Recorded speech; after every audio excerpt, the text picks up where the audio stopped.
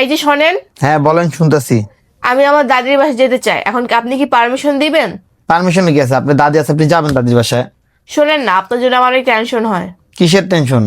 আপনি একটা পুরুষ মানুষ বাসায় একা থাকবেন, এটা তো ফ্ল্যাট না, এটা হয়েছে ফ্যামিলি বাসা। আপনি কি রান্না বান্না করে নিজে নিজে খেতে পারবেন? সমস্যা না, আমি কয়েকদিন হোটেলে খেয়ে নিই মনে। বাবা, এত টাকা আপনার?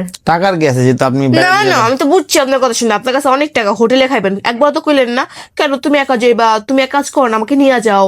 বা এক কাজ করো, তুমি তোমার দাদিকে সবাইকে মেহমান দিয়ে আমাদের বাসায় আসতে বলো, তোমার যাওয়া লাগবে না। আপনার তো মনে করো অনেক টাকা, আপনি মানে আমার খেলাতে পারলে আপনি বাঁচেন, ঠিক আছে? কিন্তু এত সহজে যাবো না। আপনার হাড্ডি মাংস সব একবার চাপ চাপায় খায়, পরে আমি যাই। এটা কোনো কথা? নিজে যাওয়ার কথা হচ্ছে, আমি বলবো না, আমি হাজার বার বলবো, আপনি বলবেন আর না। আপনার দাদি তো আমাকে দাওয়াত দেয় নাই, দাওয়াত দিলে সে আমি যাবো। কোনোদিন আমার লোক কথা কইছে? কোন দুই কথা কইবা? আপনি কেমন পুরুষ পোলা? দরকার নেই হ্যাঁ, কারো লোক কথা কয়। আমার দাদির মনের মতো আপনি হইতে পারছেন যে আপনাকে দাওয়াত দিব? এই যে শোনেন, আপনাকে আমি হাজার বার বলবো যে আমি চলে যাব চলে যাব, আপনি হাজার বার বলবেন যে না তুমি চলে যেতে পারবে এত না। পিড়িতে আমি করতে পারবো না, বুঝেন না? জেনে ভালো গুনে জানকে আপনি।